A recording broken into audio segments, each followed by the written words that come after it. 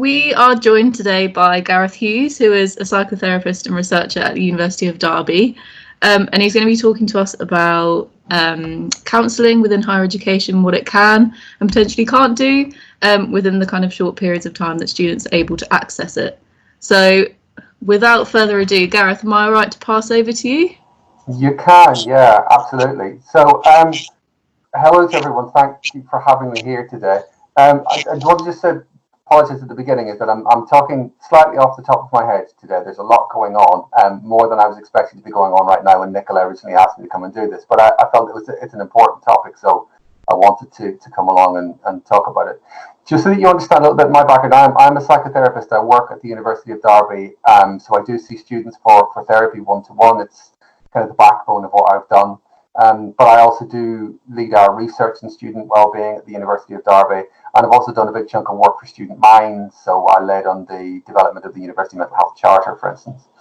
So the intersection between what we can usefully do to help students, what therapy can do, and what research tells us and what research we need to do is kind of where I am situated with all of the work that I do. In terms of university counselling and therapy services in university, they have a long history and a long trajectory. So the first university counselling services seem to appear in the United States of America 1930s-ish. Over here they appear kind of in the 1950s, first one appearing in Leicester, then Cambridge getting one in the late 60s seems to have been a kind of a moment which really forced other universities to pay attention. By the time you get to the early 70s, most universities at that point have got their own counselling service in place. And most of them offering either what we would think of as person-centered counselling or psychodynamic therapy. Even at that point might even have been some psychoanalysis. So that they then become a staple part of the university sector from there on out. What you have in most universities now are counselling services that offer some mixed modalities, but it varies depending on the university that you're in, and a lot of them offering what tends to be called either short-term or brief therapy, and those have two different meanings, which I will go into in a moment.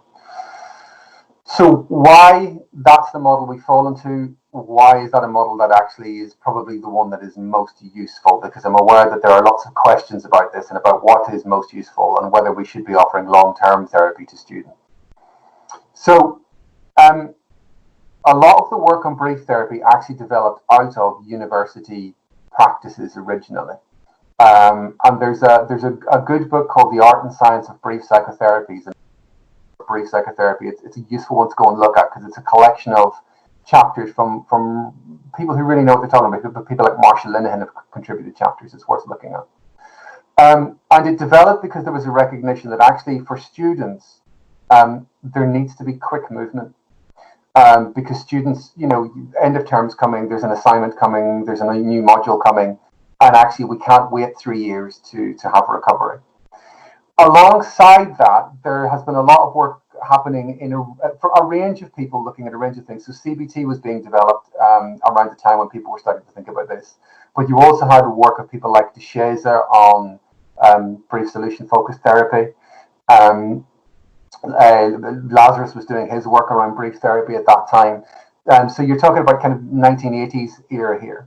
And so there was beginning to be a recognition that actually brief therapy, when done in a particular way, seemed to get really good results. And it seemed actually, in some cases, to work better than long-term therapy might do.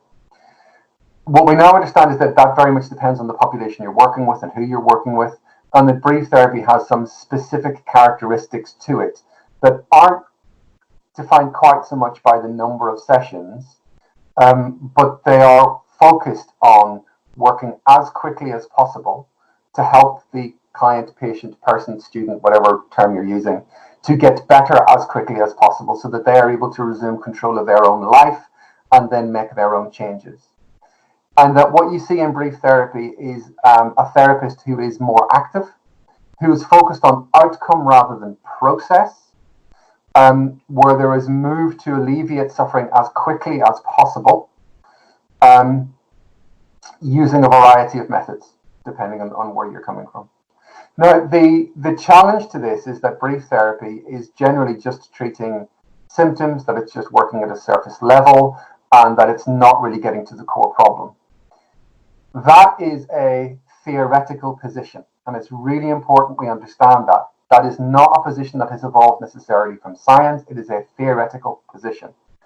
Some people clearly do need longer term therapy. There are some people who have had experiences of life and who are working with the severity and complexity of illness that has been of long endurance, that needs time to unpick and work through. But for the majority of the population, it would appear, and particularly the student population, it would appear that brief, focused therapy does seem to work very well. And that if you go back and check with people a year later whether the improvement that they gained from therapy has been sustained, in the vast majority of cases, it has been. So it works, it's not superficial level, and it can be effective. That doesn't mean it always is, because the key differential in this, as I say, is that you have to be working with a therapist who is committed to working in a brief way. If someone's doing it as a compromise, it will be much less effective. You have to have a therapist who knows what they're doing, and somebody who is actually good at what they're doing, because quality is something we don't talk about enough in therapy. We talk about models and we get distracted by the model and we get distracted by theoretical position. We don't talk half enough about how good is the individual therapist. And actually, a lot of the RCTs that claim to be measuring a model are really measuring how good the therapists in their pool are. So that being the case, brief therapy actually works. And there is a thing about, because expectation is a big part of therapy, speaking as a psychotherapist, if someone comes in and you say to them, well, what you're experiencing here is, we'll give a diagnostic name X, and it's going to take you 3 years to overcome this, and it's going to be very painful, and you'll probably become depressed with the therapy, then that is probably what's going to happen, because you've built in an expectation that that's what the person has to go through. Whereas if you say, well, actually, let's try this, but it might well be that you find that you're recovering much more quickly, you might start to find yourself feeling better much more quickly than you expect. Sometimes we see clients or students recovering in a number of weeks. Let's see how it works with you. You're building a different expectation. And remember, mental health is about thoughts as much as behaviors and feelings. And so all of this is intertangled. So the expectation you set up at the beginning can have an impact on the outcome of therapy. And there is some good research to demonstrate that that is the case. Please don't ask me for references today, because I haven't gone away and checked them all before I come to speak to you. But the book I've recommended will probably have some of them in. So that being the case, brief therapy makes sense to offer to students. Now, most services offer around about 6 sessions with a bit of flexibility built in. So why is that? Well, I'll talk you through why we made the decision at Derby. The research into therapy suggests that the maximum gain for therapy is generally between sessions 3 and 4. So most people, and remember, nothing is true for everyone in mental health. You're always working with a bell curve. But for most people, the maximum gain is about between sessions 3 and 4. Obviously, that's not true for everyone, so you want to put an extra couple of sessions in there to try and catch more people, so you're catching a bigger chunk of your population overall. We have a bit of flex at Derby. If there's somebody who we think, one more session would make all the world of difference, we can put one more session on if we need to, but generally we're offering 6.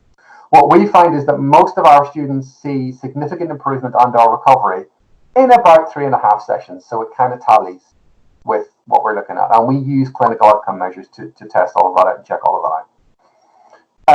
And then we have a referral system for those students for whom brief therapy isn't right, either into the mental health team so we can set up more longer term support, or into external services for them to be able to access long-term therapy if that's what they need.